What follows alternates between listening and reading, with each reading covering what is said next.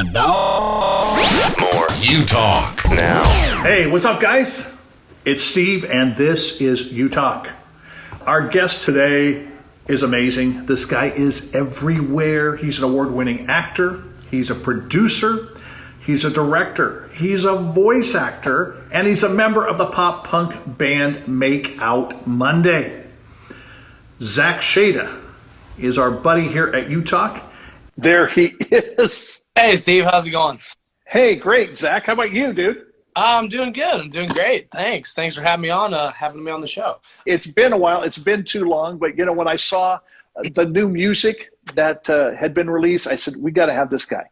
Got to have him back. You're a buddy anyway. So, all right. Always now, you, Steve. Absolutely. It's fun. I was thinking back today. I mean, how long we've known each other. It's very cool, and we've done some other things together. So I'm glad in the midst of all your busyness, dude. Do you ever sleep? You're doing so many cool things. I mean, I had forgotten. I don't know why, brain fade or whatever, that you were in Make Out Monday, and then I saw that thing pop up on Instagram, and I said, okay, this is so cool. Okay, now before we do this, you got to indulge me for a moment because I want to digress to a random question. All right. Here it is. Ready? Right, if you were a traffic sign, which one would you be and why? A traffic sign? Yeah. Oh, man. I got you. Okay, good. Wow, a traffic sign. I'm struggling to remember what traffic signs there are, but actually, you know what? I think I know, actually. I would be, I don't know if this is exact terminology, but I would be a little blue penguin Animal Crossing sign. Because there's all these like Animal Crossing signs everywhere. Yeah. One in New Zealand for, I think they're little blue penguins and they're like specific to there. And so just the thought that like there would be an actual crossing sign for like little penguins, first of all, it would work because I would stop. I would too. Little blue penguins. But secondly, I would probably stop for not wise purposes. I would probably stop because I would be excited to see one. I might even wait hours just on the road. I would just be like, you know what? If that's what it takes to see a little blue penguin. I love penguins. Penguins are like probably one of my favorite animals. And so I might try to hug one and it would probably attack me. Anyway, this is not an infomercial of things you should do. You should never try to hug a penguin or stop on the road. But anyway, I would say that just because I think penguins are great. And penguins are going to be crossing here. I think that's just cool. It's like all those like Animal Crossing signs, like the deer and stuff. Like it always makes me think they're just like right out there somewhere. There's a deer that I'm not seeing, you know, and it's just out there in the wilderness. I don't know. It's kind of cool. Like you're on the road and suddenly like those signs kind of bring you back to like nature. Oh yeah. Yeah. No, I got to ask you though, why penguin? Why did you choose a little blue penguin? Or had you seen that on the sign before? That is a real sign. It's a sign in New Zealand. Okay. I haven't been to New Zealand. I just know it's a sign that is there. That said, I just love penguins. Penguins are I like Arctic animals, to be honest. Arctic animals are my favorite thing in the world. Uh-huh. Penguins, I like polar bears. I like snow leopards. All of those are really cool to me. I think it's because as a kid I had this like little book that like had tons of animals in it, and my favorite Arctic section. And I always thought penguins were cool. It's because they're like the swimmers of birds. They're like, we can't fly. We can fly underwater. And I always thought that was cool. It's like if you got to choose a superpower, you get both of them. You could fly underwater or you could like breathe underwater. Not that penguins breathe underwater either. Everyone tells me scientifically my love of penguins doesn't even make sense because they can't do either of the things I just said. They can't fly, they can't breathe underwater. But still, I think they're pretty rad. And they look good with like a Coca-Cola in there. They get to be friends. Absolutely. All right, guys, you just got a little inside info on Zach, okay, from Make Out Monday. New album titled, I think I've got this right, All Part of the Experience. Nailed it, which is impressive because it's not a very easy album name to say. So, well, I'm a fan, okay, but I still, one of these days, I want to play drums with you on a project, okay? We got to work that out. Let's even hand perk, whatever. Oh, he doesn't, yeah.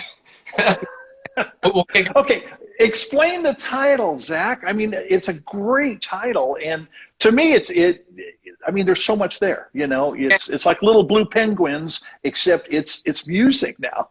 All part of the experience. I can't take too much credit for this. I actually owe a bit of the credit to my bass player, Ezra. Okay. Because Ezra, is really how it came about. Is we were working on a song, And I had written all the lyrics for the song. I had the melodies and everything, but I knew I didn't want to name it one of the lyrics in the song because it was a reference to a John Hughes. Like, it was not just a specific John Hughes movie, but kind of like John Hughes movies as a whole. It was like a reference to those movies and kind of like the drama and like the dances and everything else that in like a John Hughes movie. And so I was like, I'd really like to use a John Hughes movie quote, like, to name the song. And so then we're all like coming up with ones, and like we each said a few. And then Ezra was actually like, dude, I just found one. It's from Christmas Vacation. And he's like, like the actual line I think is like, it's all part of the experience, honey, or something like that. We're like, that's really cool. So like for a bit we played with calling the song literally that, and they're like, it's kind of long, and and then we were just like, all part of the experience. So we liked that as like the song name. And then once we made the song, then like we'd already been kind of planning on releasing a new album, and then we just thought like that also kind of encompasses like everything we want with the album, like with the title. Cool. Well, because like it was like a bringing together of some of our old songs and some of our new songs as kind of an introductory way into showcasing like who we've been, who we are going to be, like where it's going. So really it's the full experience, and so we just thought like, oh, nice. Also, so you're kind of answering a question that I had, and that is this project different or dramatically different, or is it just an extension of previous ones? So it's a bit of both, yeah. Like I mentioned, it's kind of both in terms of. Funny enough, like initially we just wanted a new CD to tour with. That was it. We were like, we want a new CD like to tour with that we can like pass out at shows, etc. And so then we'd had a bunch of new singles. Like we've got the song called Bad Actress. We've got the song Paper Houses. We've got the song Blue Romance. We just made All Part of the Experience. We had another song called Don't Fall Asleep. We even had another song that didn't end up on this record that was also a new song. But we were just like, it'd be a great place to like have those songs to like show off our new stuff. But like because we want to give it out at like at like concerts and whatever else we do, we also wanted to showcase like other things we've done. And so it kind of became this battle of what we wanted on the record, and that also became exciting because then it was like a blend of new stuff and kind of like greatest hits a little bit. Ooh, absolutely. We included some songs like Hopeless Romantics and Kissophobe because we just like those to us are like, they're some of our biggest songs, but also some of our favorites that we've made. And so we just wanted to be able to show all that in like one place and have it all record. And so that's really what All Part of the Experience is. It's just combining kind of all of that together. So it does have those new songs, and it has the brand new song, All Part of the Experience. So for anybody that's like, this isn't a new album, it's got old songs, like, trust me, I understand. We're doing more songs, a lot of new songs. Actually, part of the reason we did this is because we'd already made all those new songs, like Bad Actress, Paper Houses, Blue Rock, and I don't want to feel tied down to putting them on our new album. Whatever we do next, I want it to just be completely fresh, just one new original stuff. But I didn't want to just suddenly abandon stuff we'd made over like 2020 and 2019 and even 2021. I wanted to kind of showcase that all in, in the same space and still stay in the sun, if you will. And so that's about, but now in a good way, it feels like a weight is lifted because like, okay, that's out there. If anybody wants that record, cool. But now we have free reign to do whatever we want moving forward, which I'm honestly super excited for. And we have a ton of new songs that we've been working on that I think people are going to be really excited for and really happy for. It's like, it's not, I won't say it's like a totally new direction. It's just like the energy is like cranked up to like 20. And I'm really, really excited to showcase what we're working on. So do your amps go up to 11? They do. We bought specific ones. These ones turn up to 11, but anyone, standard people can't find amps. Yeah, okay. That's gonna. That's stupid. I love the whole energy, and some people are going, but some people will get that. So, okay, who makes up the rest of the band? So currently the band consists of me, the bass player / guitar player, Ezra, and then my drummer, Seth. And then all three of us kind of play a little bit of guitar. I play keys as well. And so in terms of like the records and stuff, we kind of handle it all, like the three of us. But in terms of like playing out and stuff, we'll occasionally like, have someone else, one of our friends, fill in and play guitar or bass. Okay. It's like the show we just did in Nashville or Franklin, Tennessee. We had a drummer, I sang, and then Ezra just played guitar. And it actually had a cool, like, kind of punk vibe, the fact that we just had guitar, drums. But nice. Ezra's actually more of a bass player, and that's really what he wants to do. So we're, like, ish on the hunt for a guitar player, but we just realized we're not going to let it, like, stop us from doing shows anymore because Ezra plays guitar phenomenally as it is. we're just making it work. And part of it, like, because of that, it's actually a lot more fun and more experimental for us to work on stuff. Because Ezra will, like, get to switch kind of between, like, okay, I want to do a bass part now, or I want to do a guitar part now. Sure. Need some leeway to be like, hey, from Libya, what's up? You guys, I see you guys in the comments. What's up? Are you good with computers as your character? What? Oh, gosh. That's an old throw out there. Someone just asked if I was as good at computers as I am. So I played a character on the show called Jane Doe ages ago. That's right. Character Nick on that show is actually really good at computers. I'm definitely nowhere near as good as that character was supposed to be on computers, but not gonna lie, y'all, a lot of that kid, what he said about computers was just like jargon. I don't think he knew what he was talking about either. I don't know if the right they're talking about all the time. Isn't that what part of the world of acting is? It's like you're doing this part, you may not have a clue what it's all about, but you're doing it anyway. By the way, somebody asked also the question, how come you guys don't have any action figures? Where are the action figures? Do we have action? You know, there's this strange thing that most people don't understand. Mm-hmm. And I'm going to throw it out now. This is for all you who actually tuned in. You get to hear the nitty-gritty secrets that most people don't hear. Ooh, yes. Nice. Okay, we're good for it. Money. And money is required to make anything cool. In terms of, like, if we want to make action figures of the band, guess who pays for it? It's us. If we CDs for the band, guess who pays for it? Us. If we want to make T-shirts, like all that stuff, it comes out of like us like paying for it. And so, to be fair, there's like rarely the occasion where we're like, man, we have so much money, let's make a comic book. Why is it that everything comes down to the big M, really? You know, when you think about it. I mean, I've got all these visions of things I want to do with UTalk, but it's like, okay, don't have the bank to make that happen. But I do like action figures. Maybe we could start with like stick figures that would become action figures. Hey, what are some of the other characters that you've played that people would be familiar with? I mean, the thing is, you've got so many different things you can do. You are just, the gifts you've been given in talent and creativity are unbelievable. It's like, I almost want to say, God, could you have given me a little bit more and Zach a little less? But I can hold my own. But seriously, what are some of the other characters you played? Very kind of you to say, too kind. I mean, in terms of, other stuff, I struggle to think of like what other people would have seen. But I mean, I was in Wizards of Waverly Place for a little bit. I did a few episodes of that. I was, my claim to fame is Space Chimps. I was in Space Chimps 1, Space Chimps 2, which is funny to me. Actually, he might still be on here. My friend Ron, actually, his kids all have at some point, I believe, watched Space Chimps, and like he'll always like send me like a video or like a photo of like his kids watching. He's like, oh, they're watching it again, and I'm like, sorry. Yeah, Ron, I don't know if he's still on, but I was going to give a shout out to him. I haven't talked to him for a while, but that's funny. He would do that. Now, have you ever used one of your voices just randomly? I mean, maybe you're going through like the drive-through at Dutch Brothers or something, you know, and you just use this other voice, or that hasn't happened? So there's no narcissism in at least I like to think, like, I don't go around doing my own voices that I've already done. It's not like, oh, I want to be Comet from Space Chimps today, and I'm just going to see how that works in the drive, because that's not going to mean anything to me. That said, though, because I've done voiceover for so long, what I enjoy doing is just, I love accents, or I love making voices. Like, but I'll be like at work, or I'll be doing something, and then suddenly I'll start talking like a super surfer dude, or like suddenly I'll like talk like this, suddenly I'll like, what's going on? And like, I don't like even realize I'm doing it like sometimes, but I just like doing accents. So I'll do like British accents, or like, and me and my friends definitely have fun going through drive-thrus doing accents. I love it. Go up to the front and then suddenly change the accent, and then either watching them be like, you're an idiot, or just like, is usually a good time. I think that's why they spit in my drink as well. So for anyone thinking of doing that, you know, there are repercussions. It does annoy people.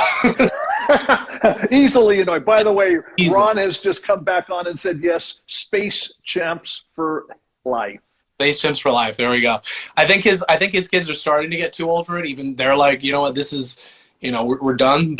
but Ron has been the biggest supporter of Space Chimps, and so honestly, if that movie made any money, it was from him and his family. And you know, but I mean, I'll join Ron and say, are you ever really too old for Space Chimps? I mean, come on.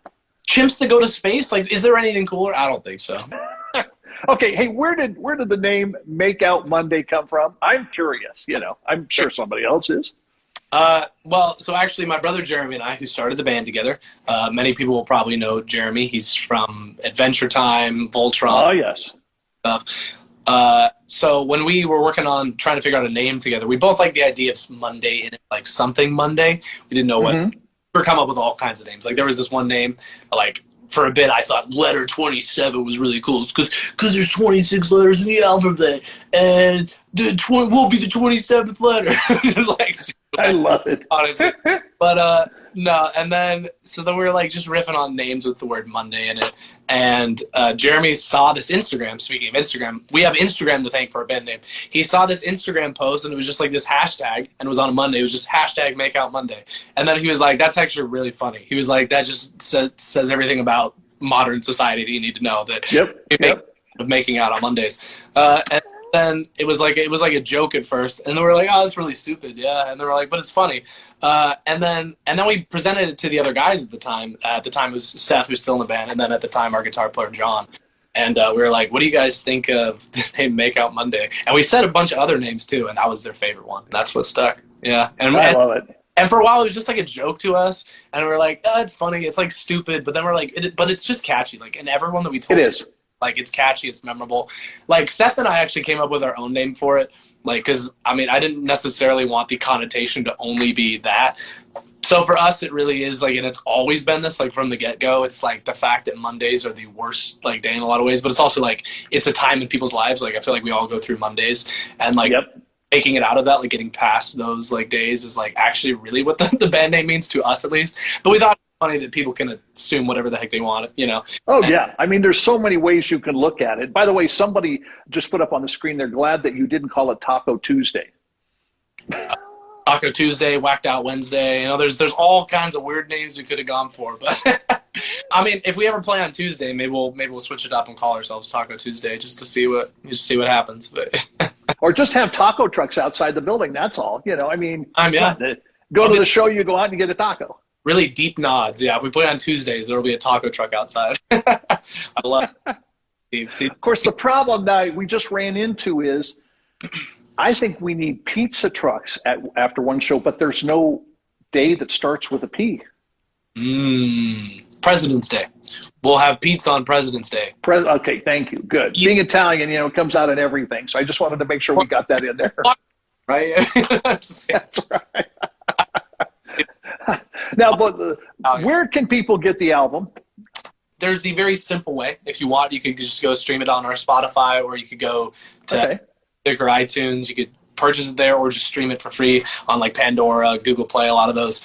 But if you want to actually purchase the album, just go to makeoutmonday.bigcartel.com, and you can buy the physical version of the new CD there. Experience. I'd say those are the best places, or come to a show. We'll sell CDs there too. But yeah, for the most part, makeoutmonday.bigcartel.com, or just or you can stream it everywhere else for pretty much free. So, oh, nice. Well, we'll make sure we put makeoutmonday.bigcartel.com in the notes for the show so people know it's there. Do you guys have a schedule on the website? I looked at the website, but I didn't check for a schedule. I don't have a schedule yet. I mean, and to be fair, part of that is because no matter how you slice it, things are constantly changing with real world circumstances. Like all that jazz. So like we never really know like what's on the horizon in terms of show. Like as it is, we were supposed to play a festival in Kentucky that got canceled very like last minute. I remember, because you were back, but you ended up still doing the show in Tennessee, right?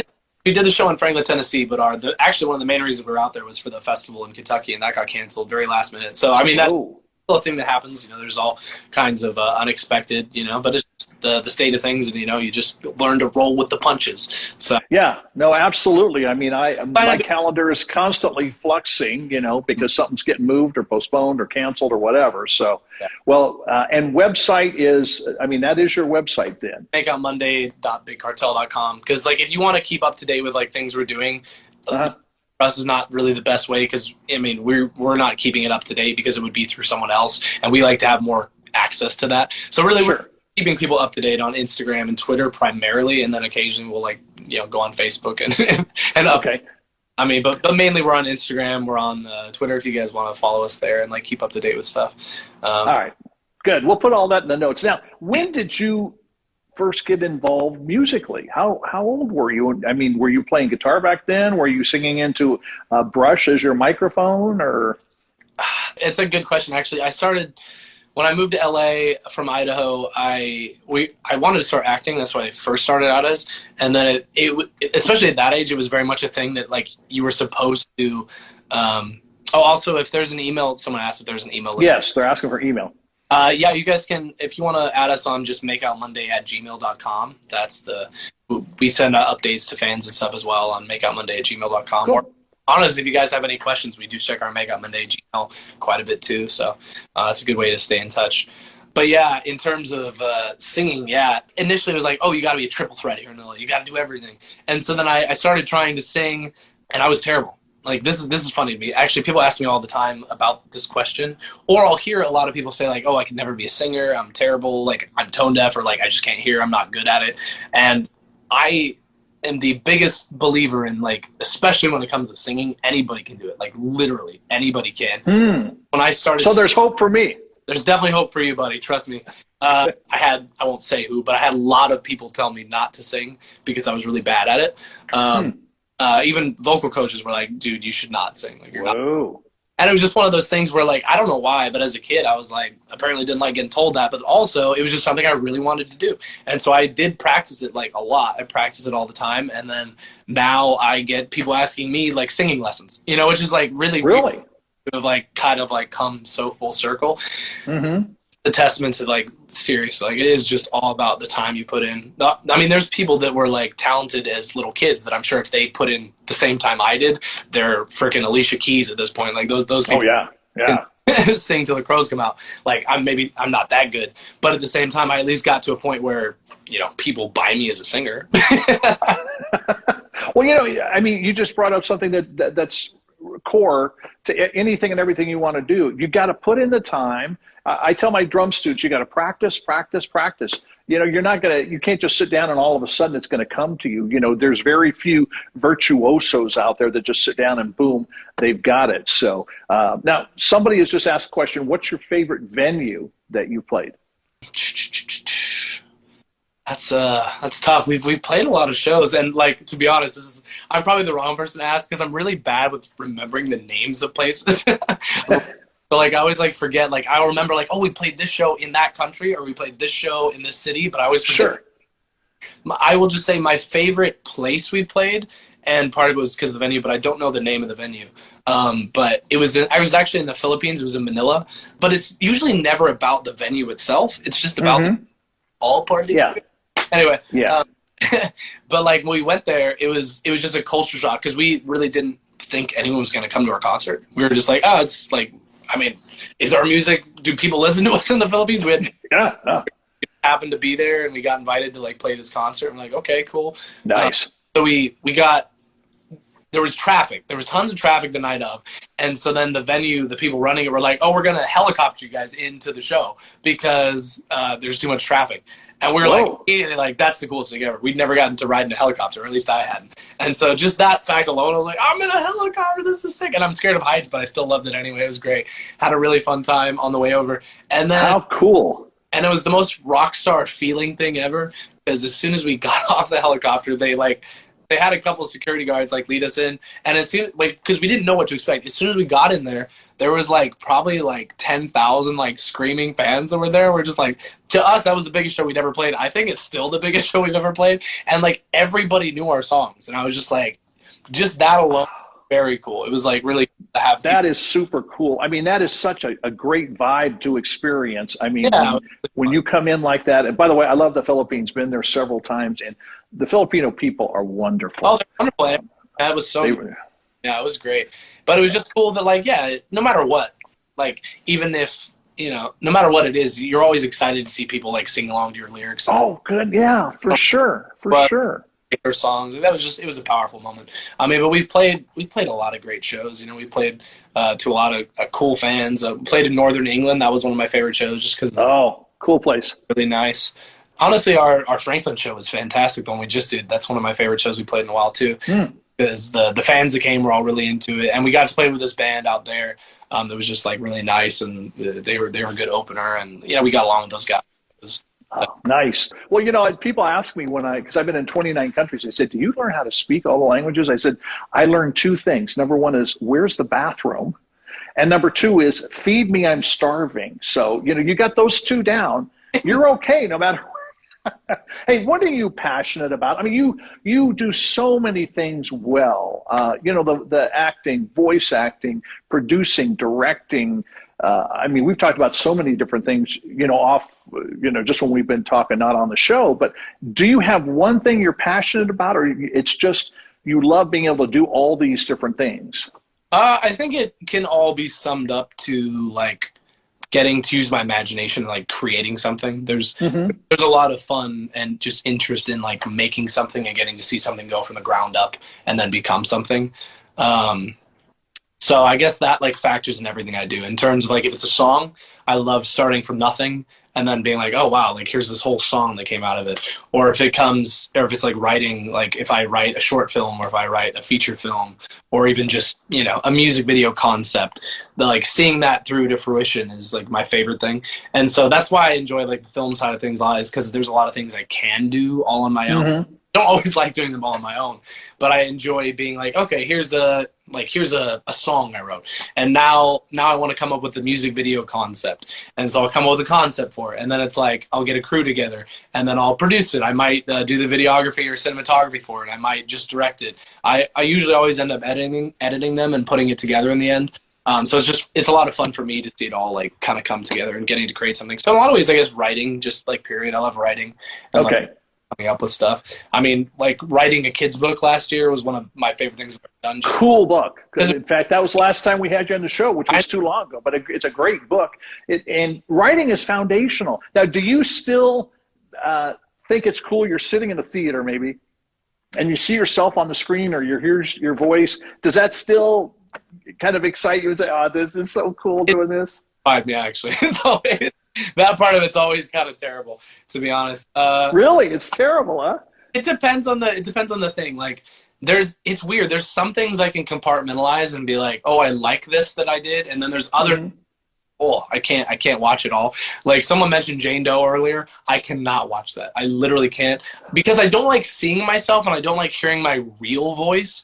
I just appreciate it. I don't know. Every time I hear myself back or see myself, I pick it apart, and I'm just like, oh, I hate how I sound here. I get you. I'm there. It's the same thing. If I hear myself or I watch myself. I was an extra in a film. I won't mention the title or anything, but we went to a screening of it, and there's a guy sitting next to me, and he goes, "That's you. That's you." I felt like saying, no, it's not. It's a body double, but it's kind of a cool thing. But I get what you're saying, because I always kind of tear myself apart. Oh, I wish I wouldn't have said that way, or I should, anyway. Hey, tomorrow is Thanksgiving. Yes. And, we've all been through so much in, 16, 17, 18 months. But what are a couple of things that you think we should all be thankful for? That we should all be thankful for. Yeah, I mean, originally I was going to ask you for one thing, but I thought, there could be a couple things. And I mean, I'm generalizing. I mean, we all should be thankful for different things in our lives, I think. But from your vantage point, 1, 2, 3 things, I don't know, that you think we could be and maybe should be as individuals or collectively thankful for something? Absolutely. I think maybe this is too simple, but like it speaks waves for me, and like I feel like I don't talk about it enough, or at least people don't talk about it enough, but like just being alive is like a huge thing. I have had a interesting year in terms of, for myself, not just this year, really 2020, but it wasn't like necessarily just like COVID or anything else. It was like I had a pretty life and death experience that I'm not gonna like go into, honestly, but like I feel really blessed and really just lucky to be here. And I've had friends that have passed, or I've had friends that had, really serious situations. And it's amazing to just like look around and know that like, hey, I probably shouldn't be here, but thank God I am. And like that in and of itself is like something to be thankful. Whew. Yeah, we all should be, really. I mean, because life is a gift. I just lost a longtime buddy almost 3 weeks ago to COVID. Yeah. But I try to do every morning when I wake up is just thank God for the breath of life. Absolutely, man.